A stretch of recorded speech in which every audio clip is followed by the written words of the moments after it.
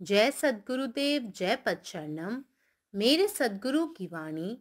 अखिल भारतीय संत मत सत्संग, पंजीकृत दिल्ली। विषया विनिवर्तन्ते निराहारस्य देहिनः, रसवर्जम रसोऽप्यस्य परम दृष्ट्वा निवर्तते।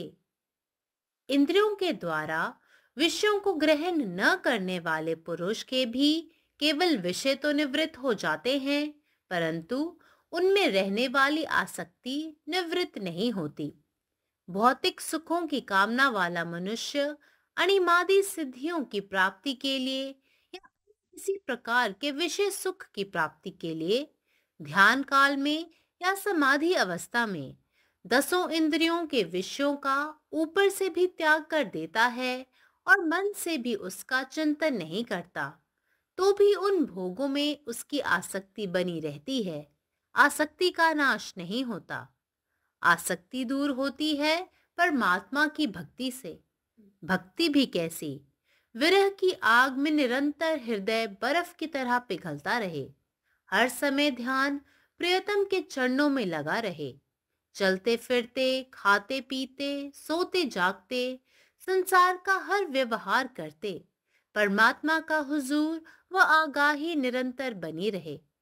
साधारण मनुष्यों को मोहवश इंद्रियों के भोगों में सुख की प्राप्ति हो रही है, इसी कारण उनकी उन भोगों में आसक्ति है। पर उनमें जो कुछ सुख प्रतीत हो रहा है वह भी आत्मा के आनंद के किसी अंश का आभास मात्र ही है।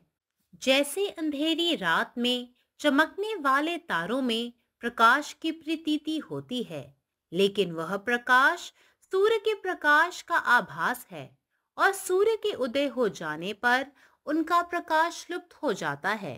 उसी प्रकार सांसारिक पदार्थों में प्रतीत होने वाला सुख आत्मानंद की प्राप्ति के बाद फीका पड़ जाता है और उनमें साधक की किंचित मात्र भी आसक्ति नहीं रह जाती।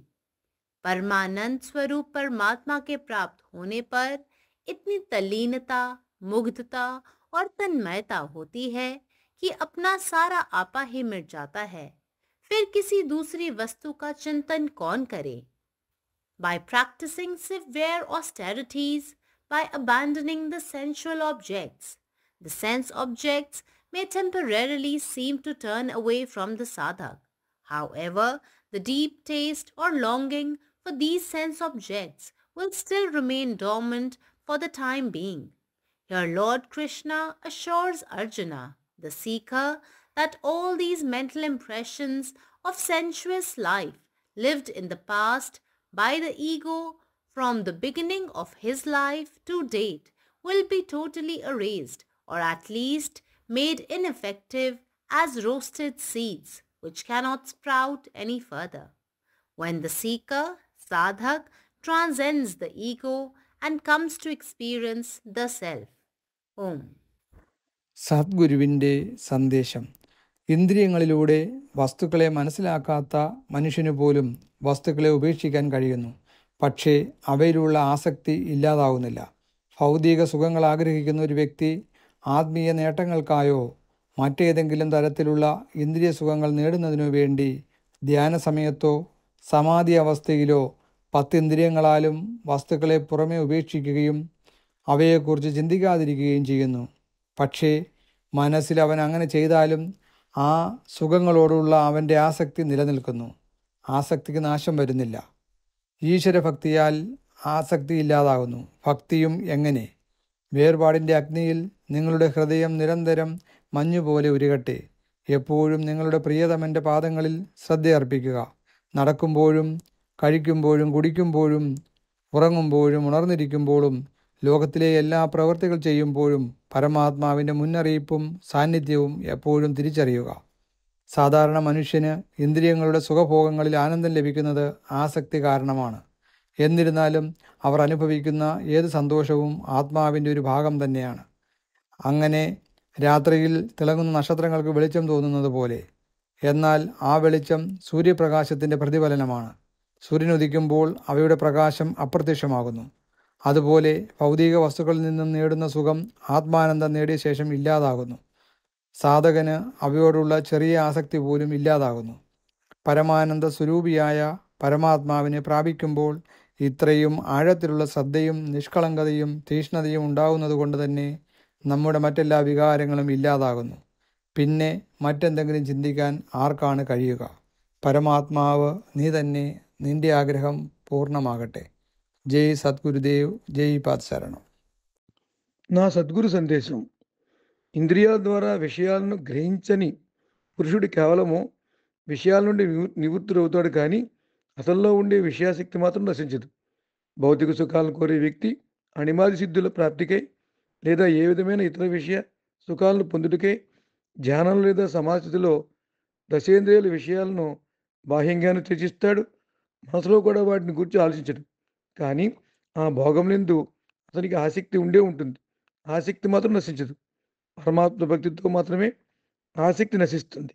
ఆ భక్తి కూడా ఎట్లుండాలి? విరహాగ్నితో నిరంతరం హృదయం మంచువలే కరుగుతూ ఉండాలి. అన్ని వేళ ధ్యానం ప్రీతముని చరణంలందు లగ్నమై ఉండాలి. నడుస్తున్నా, తిరుగుతున్నా, తింటున్నా, తాగుతున్నా, నిద్రలోను మెలకువలోను ప్రాపంచిక సర్వ వ్యవహారములు చేస్తున్న పరమాత్ముడి సన్నిధి లేదా పరిచయం యొక్క జ్ఞానం నిరంతరం ఏర్పడుతూ ఉండాలి. సాధారణ మానవులకు మోహం చేత ఇంద్రియ భోగాలతో సుఖప్రాప్తి కలుగుతున్నది. అందుచేతనే వారికి ఆ భోగం ఎందు ఆసక్తి ఉంటుంది. కానీ వాటి ఎందు ఏ సుఖమైతే తెలియబడుతున్నదో అది కూడా ఆత్మానందపు ఒకనొక అంశ యొక్క ఛాయ మాత్రమే. చీకటి రాత్రి ప్రకాశించే తారలందు ప్రకాశం ఉన్నట్లు తెలుస్తూ ఉంటుంది. కానీ ఆ ప్రకాశం సూర్యప్రకాశం యొక్క ఛాయ మాత్రమే. అయితే సూర్యుడు ఉదయించాక ఆ ప్రకాశం లుప్తమైపోతుంది. అదేవిధంగా సంసారిక పదార్థములు ఎందు ఉన్నట్లుగా తెలియబడే సుఖము ఆత్మానంద ప్రాప్తి తర్వాత వెలవెలబోతుంది. వాటి ఎందు సాధకునికి ఏమాత్రమూ ఆసక్తి మిగిలి ఉండదు. పరమానంద స్వరూపుడైన పరమాత్మ ప్రాప్తి లభించాక ఎంత తన్మీలత, ముగ్ధత, తన్మయత కలుగుతాయంటే తన అస్తిత్వం అంతా నశించిపోతుంది. ఇక ఇతర వస్తువులను గూర్చి ఎవరు ఆలోచిస్తారు? పరమాత్మ నీవే ఉన్నావు, నీ ఇష్టమే నెరవేరాలి. జై సద్గురుదేవ్, జై ప్రసరణం. अखिल भारतीय संत मत सत्संग पंजीकृत दिल्ली, मुख्यालय B20 CC colony, Rana Pratap Bagh के सामने, दिल्ली। सत्संग आश्रम संत यश रूप तपोभूमि परिसर, अनंगपुर, जिला फरीदाबाद, हरियाणा।